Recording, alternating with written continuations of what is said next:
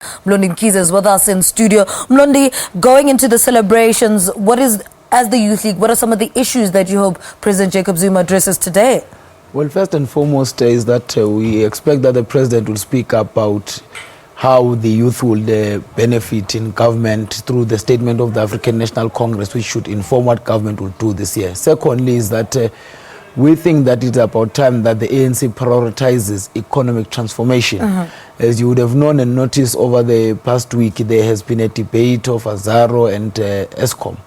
We think that that kind of a policy should in fact be made to cut across that more than 50% of people that trade with the state or that provide service to the state or state-owned enterprises should be owned 50% and above by black people. Because we are not going to have the people that were deprived entering the mainstream of the economy without necessarily giving them that opportunity. Secondly is that we expect the president to deal with the matter of free education.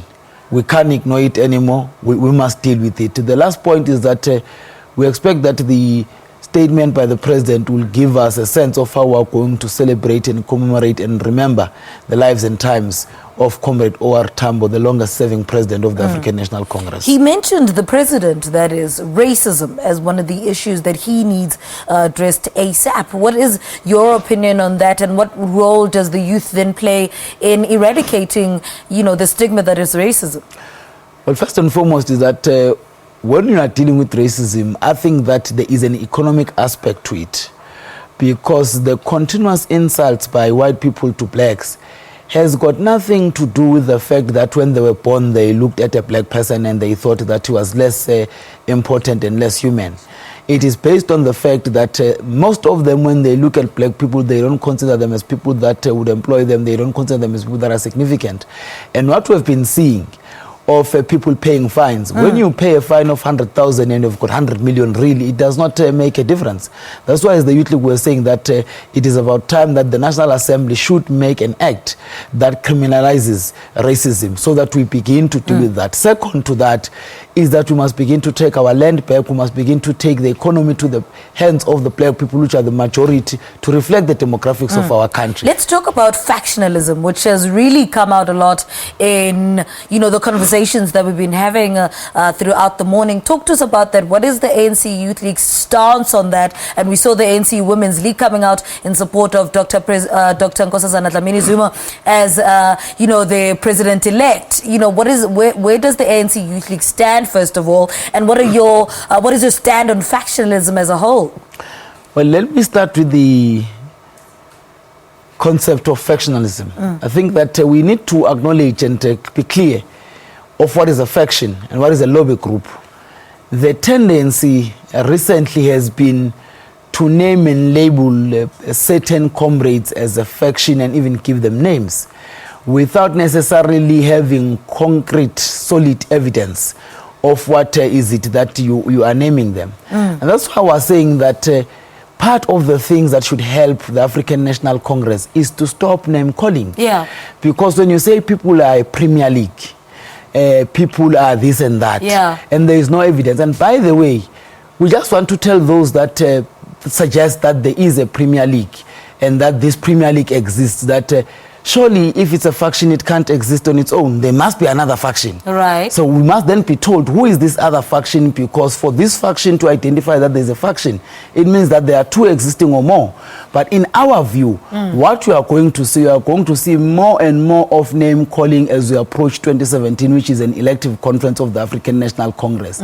And quite obviously is that those that appear in their thinking and in reality to be at the back foot will be the first ones to give people names. I don't remember people being given name in 2005 when they were supporting Thabo Mbeki, which included Comrade Plain Zimande, which included Comrade Zolenzi Mavavu, which included Comrade Stumo Dlamini. There were no names there. We wonder this time, why are people called Premier League and so forth? Because if people feel that they are not enjoying sufficient support in the organization, then they should not call other comrades and leaders particular names. What we should in fact fight for as we celebrate the 105 years of the African National Congress is to unite the African National Congress, to ensure that we give it dignity.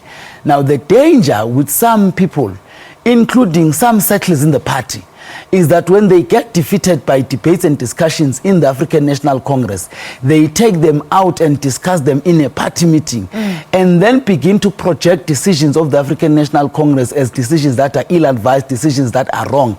You know, I just wanted to ask one day, one comrade who is leading in COSATU, I said to him, look, in the African National Congress, there are capitalists, there are communists, there are all sorts of people.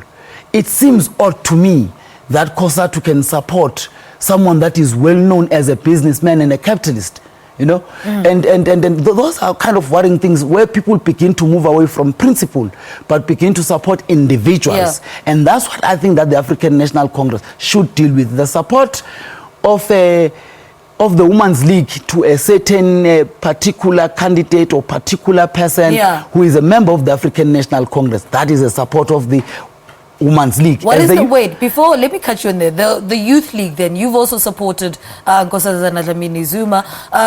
Why not Cyril Ramaphosa, who's currently the deputy president of the ANC at the moment? Or what is your stance on that? Correct me if I'm wrong. Let's clarify it. The African National Congress Youth League has said it supports the view of the Women's League of having a female president, not Nkosazana Dlamini Zuma, a female president. Secondly, we have said that we would engage structures to ensure that, amongst other things that we need to do, is to come with a united leadership. And that united leadership, particularly officials, need not to be contested. Now, let me tell you some of the things that we ought to consider as we elect leadership. Okay, all right. Mlondi, I have to cut you short because we have to go back to Orlando Stadium. But thank you so much, Mlondi Mkhize, ANC Youth League spokesperson. All right.